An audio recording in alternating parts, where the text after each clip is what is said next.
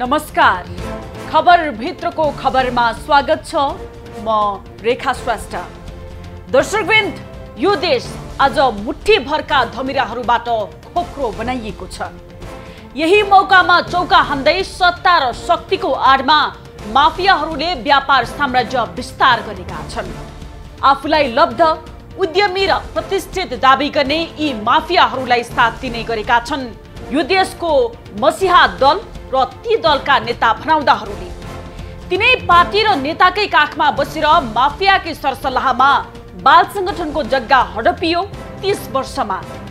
सरकारी सम्पत्ति डस्ने यी डरलाग्दा धमिराहरू के अब प्रहरी खोरमा जालान् त? त्यसको भित्री कथाको 5औं संस्करण देखाउने छौं आजको खबर भित्रको खबरमा।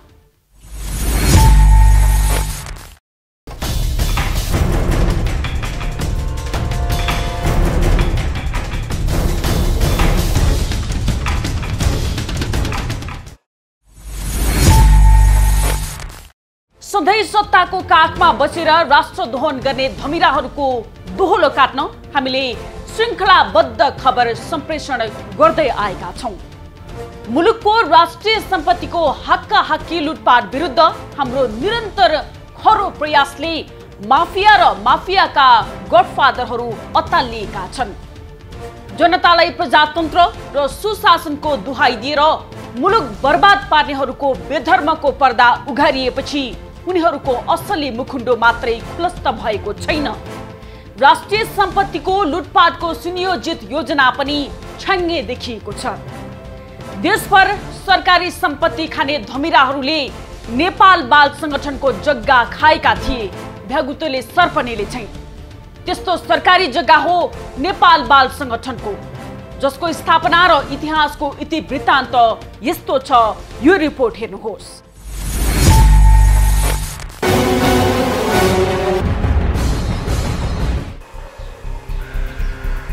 यो दृश्य हो सरकारी संस्था नेपाल बाल संगठनको, जसको उद्देश्य हो देशभरका अनाथ बालबालिकाको शिक्षा दीक्षाको व्यवस्था गर्नु। त्यही उद्देश्यका साथ सरकारले यस नेपाल बाल संगठनको स्थापना गरेको थियो विक्रम सम्वत 2021 सालमा। आजभन्दा करिब 60 वर्ष पहिले स्थापना गरिएको यो एउटा लोककल्याणकारी संरचनागत अनाथ र असहायहरूको भविष्य जोडिएको थियो र छ पनि। असहाय र अनाथ बालबालिकाहरूको भविष्यसँगै जोडिएको नेपाल बाल संगठनको अहिलेको हालत भने यस्तो छ। यो हेर्नुहोस्। पञ्चायती व्यवस्थाको समय हो, जति बेला प्रजातन्त्रको हरण गरी निरङ्कुश पञ्चायती व्यवस्था लागू गरिएको आरोप थियो तत्कालीन राजा महेन्द्रलाई। तर उनै निरङ्कुश भनिएका राजाको दूरदर्शिताले नेपाल बाल संगठन स्थापना भएको थियो। उनै राजा महेन्द्र शाहको पालामा बडा महारानी रत्न राज्य लक्ष्मीबाट थालनी गरिएको हो यस पवित्र विशुद्ध सामाजिक कल्याणकारी सरकारी संस्था।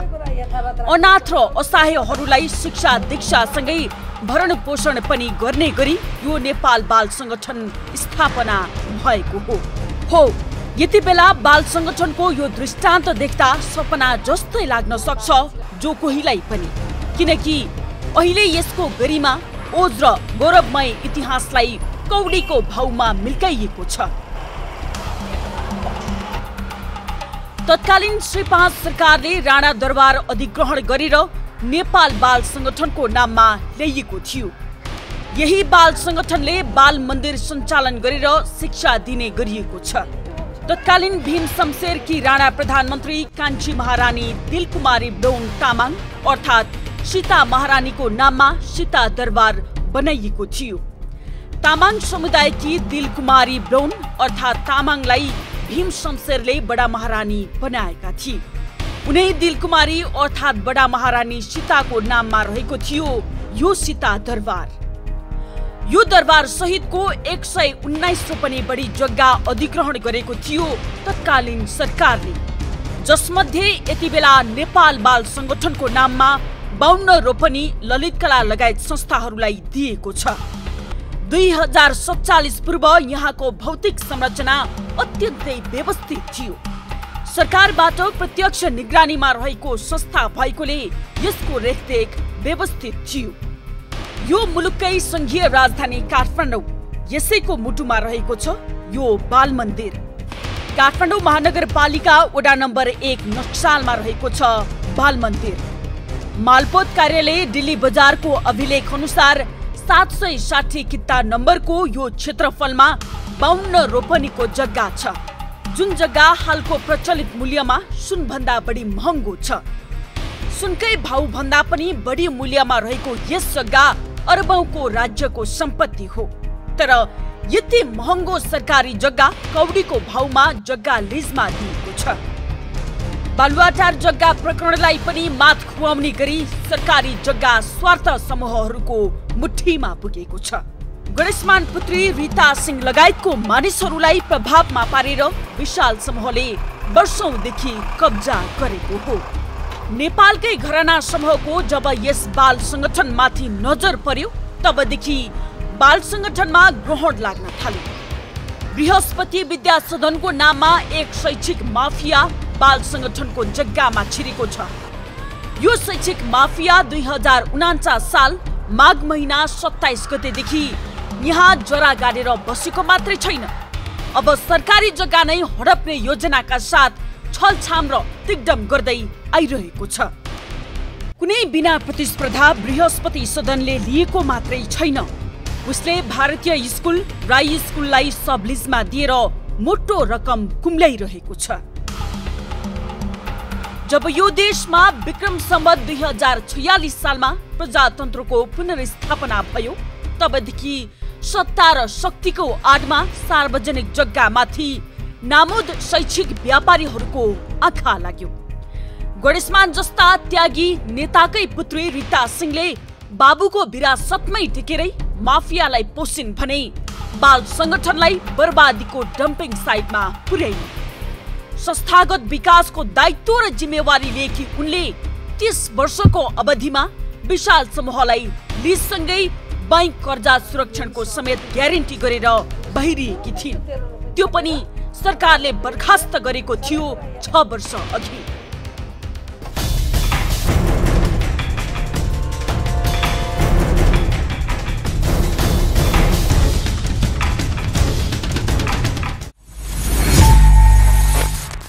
दर्शकवृन्द, पक्कै पनि राणाहरू निरङ्कुश र तानाशाह थिए, राजाहरू सामन्ती र शोषक सामन्ती थिए, तर तिनीहरूले सत्ता र शक्तिको आडमा देश बेचेका थिएनन्, बरु जङ्गबहादुर राणाले गुमेको भूमि फिर्ता गरेका थिए।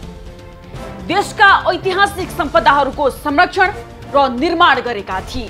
तर प्रजातन्त्रको आफूलाई ठेकेदार ठान्ने दलपतिहरूले यो देश धमिराले खोक्रो बनाए झैं बनाए।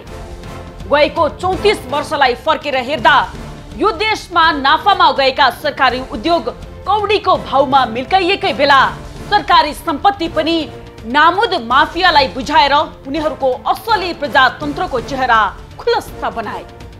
यस्ता दर्जनौं उदाहरण मध्ये गणेशमान पुत्री रीता सिंह वैद्य लगायतका मानिसहरूले कसरी बुझाएका थिए विशाल समूहलाई बाल संगठनको जग्गा, त्यो देखाउने छौं एकैछिनको विश्रामपछि।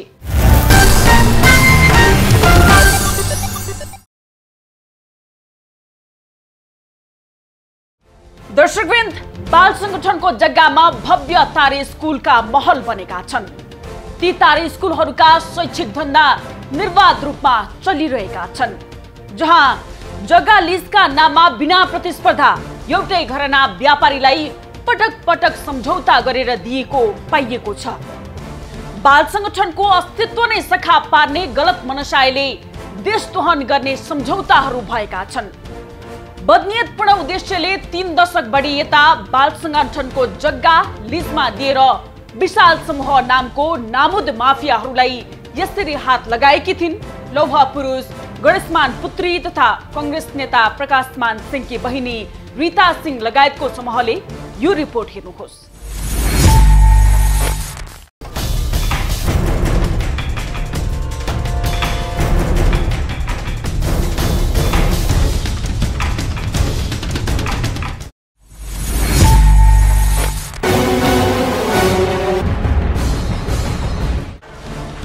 बाल संगठनको यो सरकारी जग्गा कब्जाको औपचारिक प्रारम्भ 2049 सालदेखिको हो, जहाँ प्रचलित कानून र मापदण्डको चरम उल्लङ्घन गर्दै बिना प्रतिस्पर्धा बृहस्पति विद्या सदन नामको एक निजी शैक्षिक माफियालाई दिएको थियो, जुन कानून र विधिको चरम उल्लङ्घन थियो र हो पनि। सबैभन्दा पहिलो कुरा चाहिँ यो जग्गा लिजमा यसरी कुनै पनि प्रतिस्पर्धा बिना जसलाई मन लाग्यो उसैलाई र जुन शर्तमा मन लाग्यो सोही शर्तमा दिन पाउने कानुनी व्यवस्था छैन। यसमा राज्यको संलग्नता छ, संस्थामा जग्गामा राज्यको संलग्नता भएको कुनै पनि प्रकारको स्रोत अथवा कुनै पनि प्रकारको सेवा वा वस्तु खरिद गर्दा वा बिक्री गर्दा वा कुनै पनि अन्य शर्तमा कसैलाई प्रदान गर्दा सार्वजनिक खरिद ऐन अन्तर्गत प्रतिस्पर्धा गराएर अनि त्यसमध्ये छानिएकोलाई दिनपर्ने एउटा कानुनी व्यवस्था छ।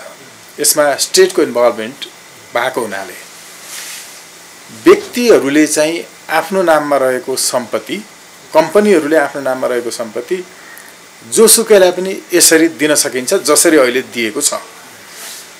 यसैले यो प्रकृति तह नै यस्तो खालको सम्झौता गरेर कसैलाई दिन पाउने नै होइन। हामीले सार्वजनिक खरिद ऐनको यसमा हुबहु लागू नभएको देखेको भएको हुनाले यो वैधानिक छ भन्न सकिँदैन। यस्तो बेधर्म र अपराधको नेतृत्व गरेकी थिइन् रीता सिंह वैद्यले। लौह पुरुष गणेशमान सिंहकी पुत्री समेत रहेकी उनै रीता सिंह मुख्य जिम्मेवार थिइन् र हुन्। उनै रीताले सरकारी पदको चरम दुरुपयोग गर्दै सरकारी सम्पत्ति माफियाहरूलाई हात लगाइदिएकी हुन्, जहाँ उनले यस्ता सरकारी सम्पत्ति दोहन गर्ने घातक सम्झौता गरेकी थिइन्। यो हेर्नुहोस्। पहिलो सम्झौता मिति 2049 साल माघ महिना 27 गते मंगलबार। लीज सम्झौता अवधि 3 वर्ष, जग्गा क्षेत्रफल 5 रोपनी 9 आना, मासिक भाडा 50,000। 2049 साल माघ 27 गतेदेखि 2052 साल फागुन 1 गतेसम्म। हस्ताक्षर गर्ने मानिसहरू श्याम कुमार आले, महासचिव नेपाल बाल संगठन, अन्जु बस्नेत, सदस्य नेपाल बाल संगठन, राजेन्द्रमान जोशी, सदस्य नेपाल बाल संगठन, प्रमोद पौडेल, सदस्य नेपाल बाल संगठन, मधुर शर्मा, सदस्य नेपाल बाल संगठन। बृहस्पति विद्या सदन तर्फबाट चिरणजीवी तिवारी, अध्यक्ष बृहस्पति विद्या सदन। साक्षीहरू पुरुषोत्तम राज जोशी, संस्थापक विद्या सदन, आनन्द गुरुङ, काठमाडौँ, मुरारी तिवारी, काठमाडौँ। दोस्रो सम्झौता मिति 2053 साल पौष 28 गते। लीज सम्झौता अवधि 8 वर्ष। बृहस्पति विद्या सदनका तर्फबाट चिरञ्जीवी तिवारी, अध्यक्ष बृहस्पति विद्या सदन। दोस्रो पक्ष नेपाल बाल संगठन तर्फबाट प्रचण्ड राज प्रधान, महासचिव नेपाल बाल संगठन। साक्षीहरू पुरुषोत्तम राज जोशी, जग्गा 9 रोपनी, मासिक भाडा 1,50,000। तेस्रो सम्झौता मिति 2058 साल जेठ 8 गते। प्रथम पक्ष नेपाल बाल संगठनका तर्फबाट गणेश भक्त श्रेष्ठ, महासचिव नेपाल बाल संगठन। दोस्रो पक्ष बृहस्पति विद्या सदनका तर्फबाट पुरुषोत्तम राज जोशी, प्रमुख संस्थापक बृहस्पति विद्या सदन। साक्षीहरू गोगेन्द्र बहादुर शाही, टिकामणी नेखाने। चौथो सम्झौता मिति 2072 साल श्रावण महिना 3 गते। सम्झौताका हस्ताक्षरहरू पुरुषोत्तम राज जोशी, बृहस्पति विद्या सदन, रीता सिंह, अध्यक्ष नेपाल बाल संगठन। साक्षीहरू तुलसी नारायण श्रेष्ठ, उपाध्यक्ष नेपाल बाल संगठन, सुभाष कुमार पोखरेल, महासचिव नेपाल बाल संगठन, मनोहर गोपाल श्रेष्ठ, कोषाध्यक्ष नेपाल बाल संगठन, सुमन साक्य, उपमहासचिव नेपाल बाल संगठन, देवदास श्रेष्ठ, नेपाल बाल संगठन। कृष्ण शंकर शाह सदस्य एवं स्रोत व्यवस्थापन तथा परिचालन उपसमिति संयोजक नेपाल बाल संगठन, प्रवीण राज जोशी संचालक बृहस्पति विद्यालय व्यवस्थापन प्राली, सुमन थिङ लामा प्रिन्सिपल बृहस्पति विद्यालय व्यवस्थापन प्राली, रोहित रत्न प्रधान परीक्षा संयोजक बृहस्पति विद्यालय व्यवस्थापन प्राली, उत्तम राज विष्ट लेखा अधिकृत बृहस्पति विद्यालय व्यवस्थापन प्राली, विनोद प्रसाद बडाल अधिकृत प्रशासन बृहस्पति विद्यालय व्यवस्थापन प्राली। 2072 मा दुवै पक्षबीच अर्को पूरक सम्झौता, यो पनि हेर्नुहोस्। 2072 जेठ महिना 21 गते पहिलो पूरक सम्झौता। जति बेला पूरक सम्झौता गरियो त्यति बेला मुलुक महाभूकम्पले जर्जर भएको थियो। यस्तो विपत्तिको बेलामा पनि रीता सिंह लगायतका समूहले सरकारी सम्पत्तिलाई नामुद व्यापारीलाई बुझाएका थिए। हो, सरकारी जग्गा लिजमा दिन नपाइने पनि होइन, तर विधि सम्मत र प्रतिस्पर्धाको माध्यमबाट दिनु पर्दथ्यो। विडम्बना, यहाँ त सरासर उही शैक्षिक माफिया बृहस्पति विद्या सदनलाई बुझाइएको छ, त्यो पनि आउँदो विक्रम सम्वत 2132 सालसम्मका लागि। यसैबाट थाहा हुन्छ कि सरकारी जग्गा लिजको आवरणमा विशाल समूहलाई पोस्नका लागि यस्ता कानुन विपरीत सम्झौता गरी। यही सम्झौतामै टेकेर बाल संगठनको 52 रोपनी जग्गा नै खर्लप्पै खाने उद्देश्यका साथ यहाँ भौतिक संरचना समेत बनाइएको हो विशाल समूहले।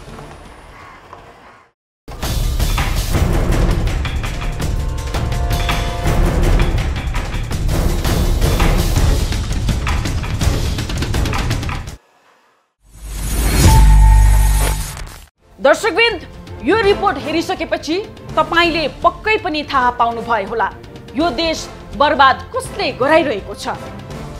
देशका सारा सरकारी जग्गा हडपेर तारे महल खडा नामुद माफियाहरूले कसरी र कसको आड भरोसामा गरिरहेका छन् भन्ने कुरा। नेपाल बाल संगठनको जग्गा एउटै माफियालाई पटक्कै पछि दिएर अन्तमा बैंक कर्जा सुरक्षणको निर्णय समेत गराएर दिएकी थिइन् तत्कालीन बाल संगठन अध्यक्ष रीता सिंह लगायतका मानिसहरूले। काठमाडौँको मुटु नक्सालमा रहेको 760 किता नम्बरको 52 रोपनी विशाल समूहलाई लुटेर खान दिने यिनै रीता सिंह लगायतका 20 जना मानिसहरू के प्रहरी खोरमा पुग्लान् त? त्यो देखाउने छौं एकैछिनको विश्रामपछि।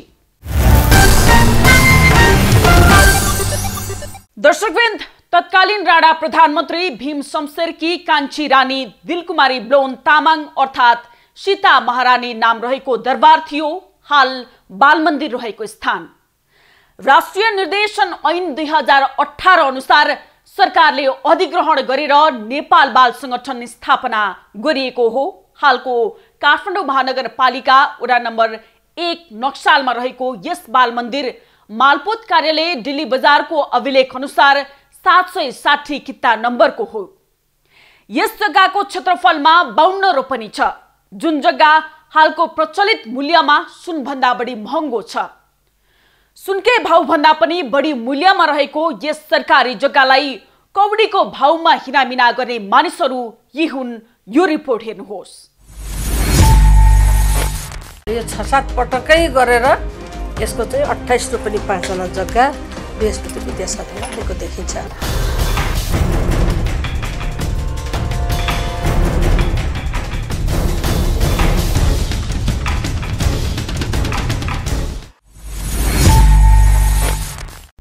रीता सिंह वैद्य नेपाल बाल संगठनका तत्कालीन अध्यक्ष, नेपालको प्रजातान्त्रिक आन्दोलनका लौह पुरुष गणेशमान पुत्री, नेपाली कांग्रेसका नेता प्रकाशमान सिंहकी सहोदर बहिनी, जो तत्कालीन कांग्रेस सभापति गिरिजा प्रसाद कोइरालाको आशीर्वादमा बाल संगठनको अध्यक्ष भएकी थिइन्।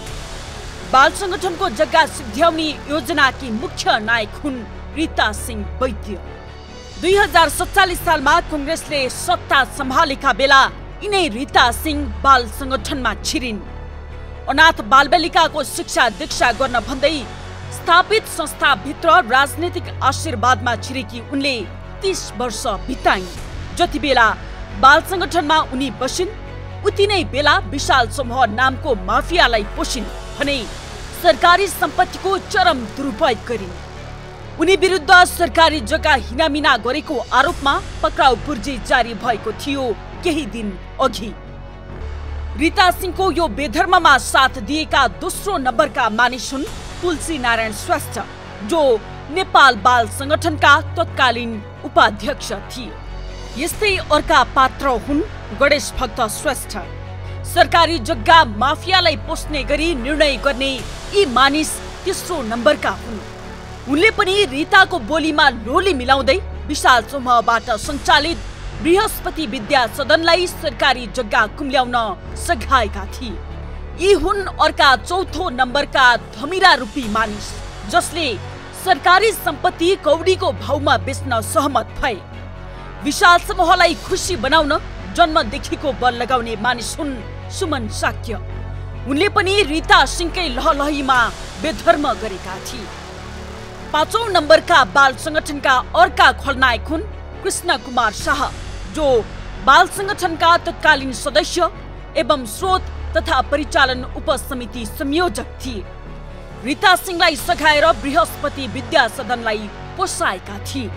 छैठौं नम्बरका अर्का मानिस हुन् श्याम कुमार आले। रीता सिंह अध्यक्ष हुँदा महासचिव भएर बाल संगठन छिरेका यी धमिराले पनि विशाल समूहलाई पोस्न आफ्नो पदको चरम दुरुपयोग गरेका थिए। सातौं खलनायक हुन् सुभाष कुमार पोखरेल।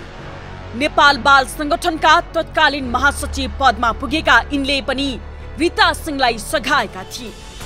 बाल संगठनको महासचिव भएका यिनले आफूहरूले संगठनको हित बाहेक कुनै काम नगरेको भन्दै हामीबाट पन्छिएका थिए। आठौं नम्बरका पात्र हुन् मनोहर श्रेष्ठ, जो नेपाल बाल संगठनका तत्कालीन कोषाध्यक्ष पदमा रहेका थिए। उनले पनि रीता सिंहको सरकारी जग्गा झ्वाम पार्ने योजनामा साथ दिएका थिए। नवौं नम्बरका अर्का मानिस हुन् प्रचण्डमान श्रेष्ठ, जो नेपाल बाल संगठनका तत्कालीन महासचिव पदमा थिए। पदीय दुरुपयोग गरी यिनले पनि विशाल समूहलाई पोसाएका थिए। दशौं नम्बरका खलनायक हुन् रामकाजी कोने। उनै कोने नेपाल बाल संगठनका तत्कालीन महासचिव पदमा थिए। महासचिव पदको दुरुपयोग गरेर उनले बेधर्म गरेका थिए। 11औं नम्बरका मानिस हुन् योगेन्द्र बहादुर शाही। यिनै शाही नेपाल बाल संगठनका तत्कालीन उपाध्यक्ष थिए। यिनै शाहीले पनि सघाएका थिए रीता सिंहलाई। 12औं नम्बरका अर्का पात्र हुन् दीपक दास श्रेष्ठ। नेपाल बाल संगठनका तत्कालीन उपकोषाध्यक्ष रहेका श्रेष्ठले सरकारी सम्पत्ति कौडीको भाउमा मिल्काउन साथ दिएका थिए। 13औं नम्बरका अर्का मानिस हुन् चिरञ्जीवी तिवारी। सरकारी कानून र व्यवस्थाको कमजोरीमा छिरेर सरकारी सम्पत्ति हडप्न माहिर पात्र हुन् यिनी।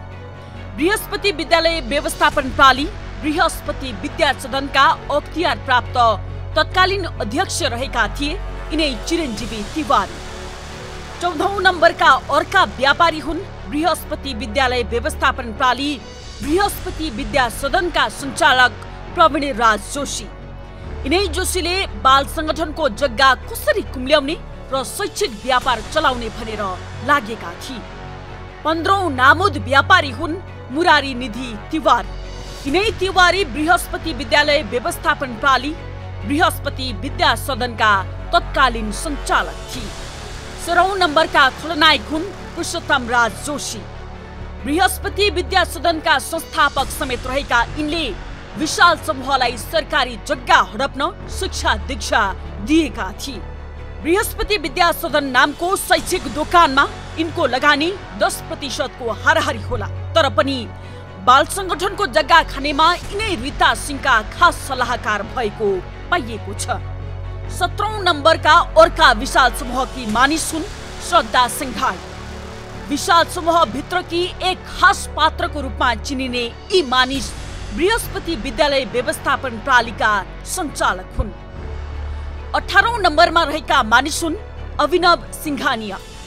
विशाल समूहका खास खेलाडीको रूपमा चिनिने यी मानिस बृहस्पति विद्यालय व्यवस्थापन प्रणाली बृहस्पति विद्या सदनका सञ्चालक हुन्। 19औं नम्बरका अर्का सञ्चालक हुन् सिद्धार्थ केडिया।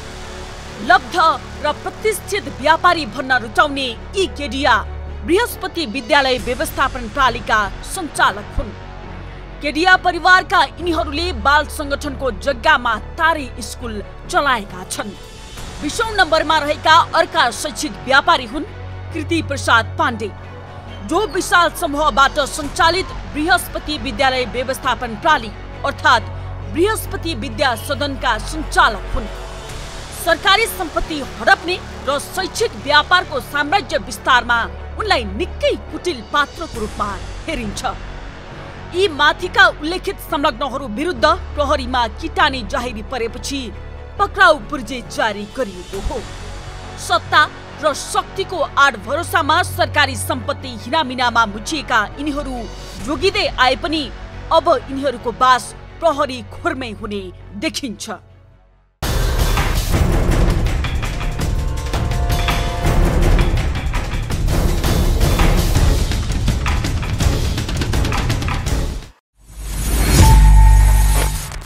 हो दर्शकवृन्द, सधैँ सत्ता दाहिना हुँदैन, किनकि यो त चक्र हो। सत्तामा हुँदा मैमत्त बन्ने रीता सिंह लगायतका मानिसहरूले गरेको पाप बिस्तारै उघारिँदैछ। निजी स्वार्थका लागि सरकारी सम्पत्ति, देशकै चल्तीको माफिया समूह विशाल समूहलाई 43 वर्षको लागि लिजसँगै बैंकमा कर्जा सुरक्षणको निर्णय गराएर दिएकी थिइन् यिनै गणेशमान पुत्री तथा कांग्रेस नेता प्रकाशमान सिंहकी बहिनीले। तर पछिल्लो समय उनी रीता सिंह सहित 20 जना विरुद्ध पक्राउ पूर्जे जारी भएपछि यिनीहरूको भागाभाग भएको छ।